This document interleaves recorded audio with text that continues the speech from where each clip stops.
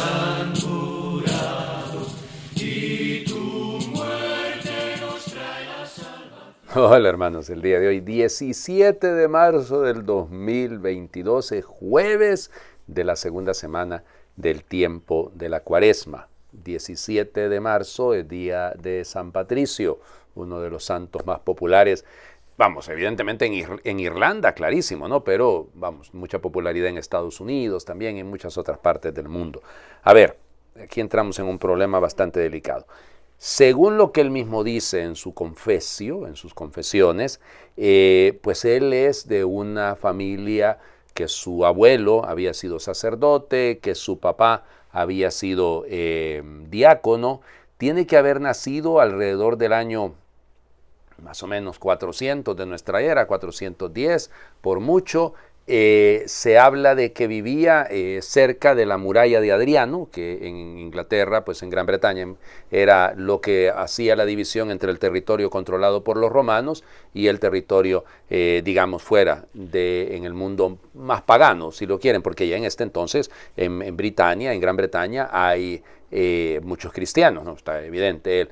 Cuando es muy joven es capturado, raptado si lo quieren, por unos piratas escotos, probablemente escoceses, digámoslo así, y que lo llevan a Irlanda, lo venden en Irlanda. Y entonces ahí aprende a hablar el irlandés, la lengua de los irlandeses, un gaélico, y entonces trabaja como pastor, finalmente logra huir. Y entonces llega a las costas, él dice que caminó por varios días, hasta que encontró un barco que le llevó, aquí es donde entra el detalle, ¿no? Probablemente a Galia, probablemente a Britania, pero entendida como la Bretaña en Francia, ¿no? Y ahí estará él, va a recorrer varios lugares, incluso se supone que llegó hasta Roma, será ordenado sacerdote por San Germán de Auxerre, y bueno, él decide regresar a Irlanda para ser el gran evangelizador, para llevar adelante todo el trabajo misionero con algunos compañeros. El problema es que, fíjense, de la misma época hay un tal Paladio que también fue obispo ahí. Miren, a San Patricio se le atribuye haber sido el que llevó el cristianismo a Irlanda, pero las pruebas arqueológicas, las pruebas históricas dicen que no. Dicen que no, ya había comunidades cristianas ahí antes de su llegada. Por eso les digo que el tema de este Paladio, ha habido algunos que han dicho que es el mismo Patricio o que son dos. Ya, entonces, bueno, en esto ya les digo, hay mucha discusión al respecto. Ya saben, el shamrock, okay, pues aquella florcita de 3 pétalos para explicar lo de la Santísima Trinidad, las tradiciones y evidente las leyendas de que expulsó de las islas de Irlanda a las serpientes. Pero ahí nunca hubo serpientes, entonces un poco complicado, ¿no? Pero en fin, ya les digo, es muy, muy popular y sin duda, pues nos demuestra miren, a mí lo que me llama la atención, si lo miran en sus mismas confesiones, en su misma vida, es que quiere regresar al lugar de donde huyó. O sea, que quiera regresar a evangelizar el territorio donde le trataron como un esclavo. Eso es interesante, ¿no? Si lo miran desde cualquier punto de vista. Ahora, lo del 17 de marzo es un asunto que se ha quedado ahí esa fecha desde siempre. Se supone que ese fue el día en el que él murió. ¿Cuándo murió? Aquí ya entramos en un problema. Algunos dicen que incluso llegó a morir en el 493. O sea, ya bastante entrado el siglo V, otros hablan del 476. Lo que pasa es que ahí ya aparecería, ¿no?, un poco más vinculado a la caída de Roma, del Imperio Romano de Occidente. En todo caso, santo popular, santo del cual tenemos que aprender a expulsar las serpientes, a todo lo que huela al diablo, fuera de aquí. Eso no nos sirve para nada. Y a defender contra viento y marea, evidentemente lucha contra el pelagianismo, es la herejía de su época, y en Irlanda y en Gran Bretaña, pues a defender el dogma de la Santísima Trinidad, a defender aquello en lo que creemos. Bueno, vamos a las lecturas del. Fíjense que volvemos a leer a Jeremías. Ayer lo hemos leído, hoy lo leemos, solo que hoy leemos el capítulo 17, versículos del 5 al 10. Así dice el Señor: maldito el hombre que confía en el hombre, que en él pone su fuerza y aparta del Señor su corazón. Será como un cardo en la estepa que no disfruta del agua cuando llueve. Vivirá en la aridez del desierto, en una tierra salobre e inhabitable. Bendito el hombre que confía en el Señor y en Él pone su esperanza. Será como un árbol plantado junto al agua que hunde en la corriente sus raíces. Cuando llegue el calor no lo sentirá y sus hojas se conservarán siempre verdes. En año de sequía no se marchitará ni dejará de dar frutos. El corazón del hombre es la cosa más traicionera y difícil de curar. ¿Quién lo podrá entender? Yo, el Señor, sondeo la mente y penetro el corazón para dar a cada uno según sus acciones, según el fruto de sus obras. Palabra de Dios. Te alabamos, Señor. Ay, siempre que nos topamos con este capítulo 17 de Jeremías, no, maldito el hombre que confía en el hombre. Ay, ¿cómo hacemos? No, o sea, no vamos a confiar en nadie, vamos a andar por la vida desconfiando de todo mundo, cuidándonos las espaldas, viendo para todos lados, sospechosos.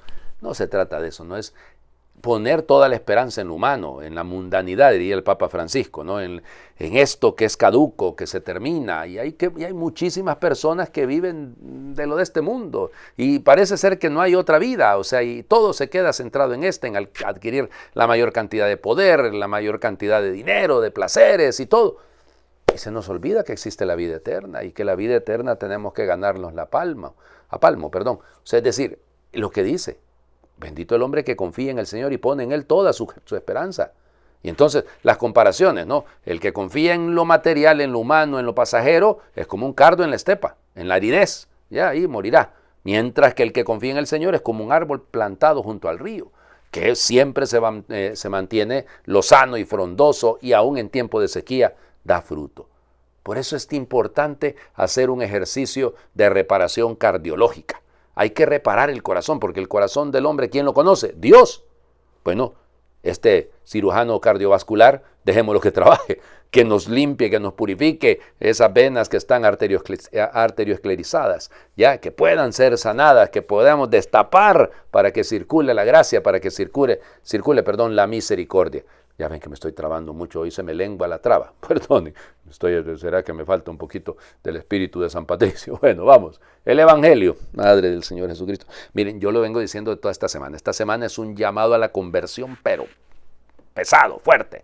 Lucas, capítulo 16, versículos del 19 al 31. En aquel tiempo Jesús dijo a los fariseos, había un hombre rico que se vestía de púrpura y telas finas y banqueteaba espléndidamente cada día. Y un mendigo, llamado Lázaro, yacía a la entrada de su casa, cubierto de llagas y ansiando llenarse con las sobras que caían de la mesa del rico. Y hasta los perros se acercaban a lamerle las llagas. Sucedió pues que murió el mendigo y los ángeles lo llevaron al seno de Abraham. Murió también el rico y lo enterraron.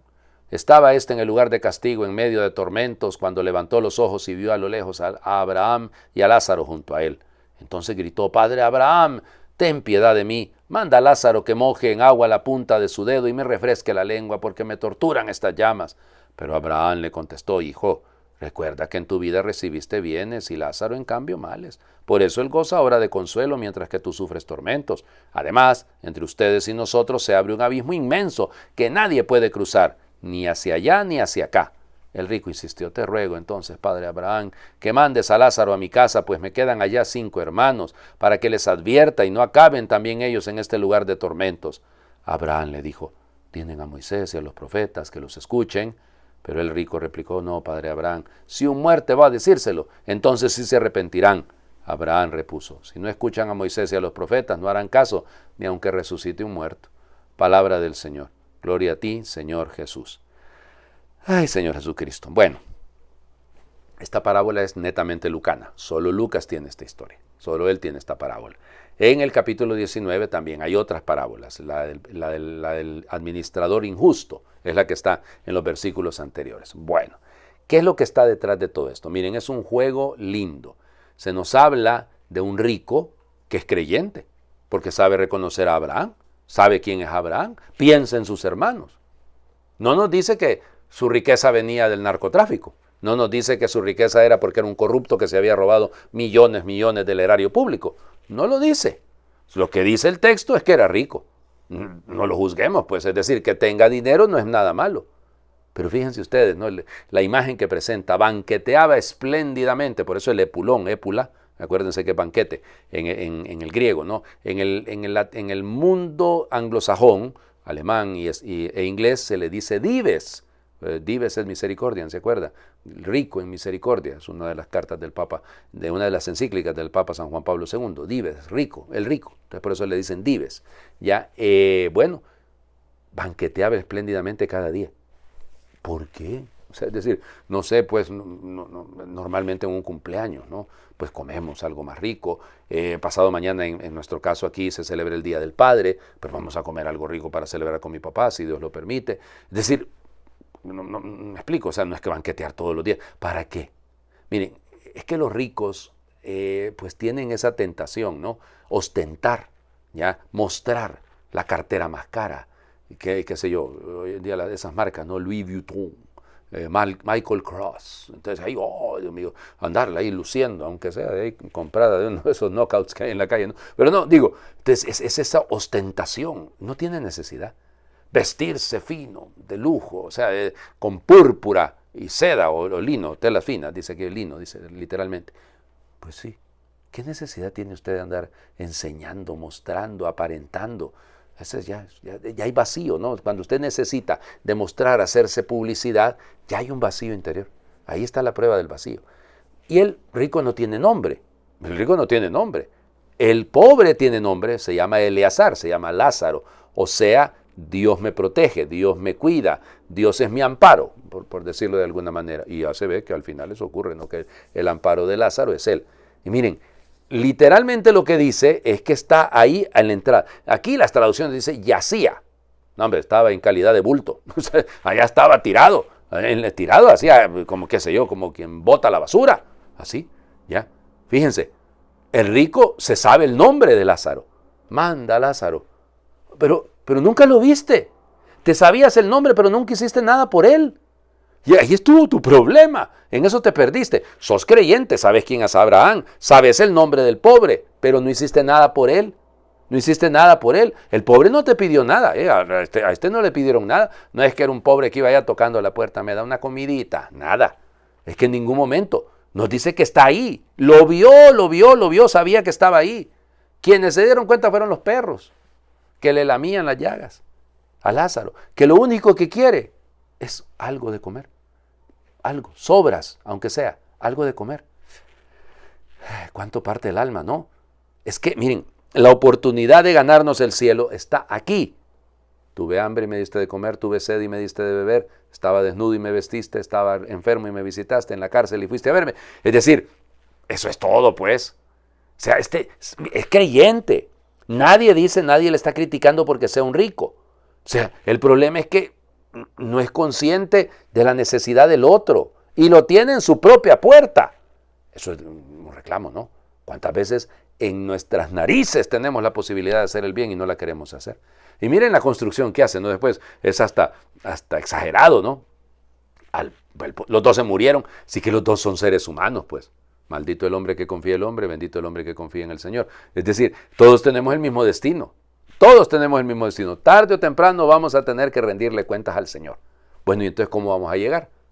¿Cargados de buenas obras o cargados de aridez, de una estepa, de un cardo? Porque no producimos pero ni pena, mano. Ahí está el problema. Ya, fíjense que el funeral de Lázaro fue bien bonito. Los ángeles del Señor lo llevaron al seno de Abraham. Los ángeles.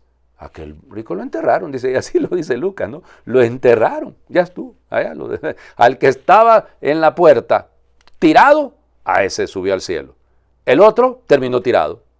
Fíjense la contradicción. Ajá, y luego todo lo que viene, ¿no? Viendo desde lejos. Esa es una imagen interesante, ¿no? El abismo, la distancia. Pero estaba en la puerta.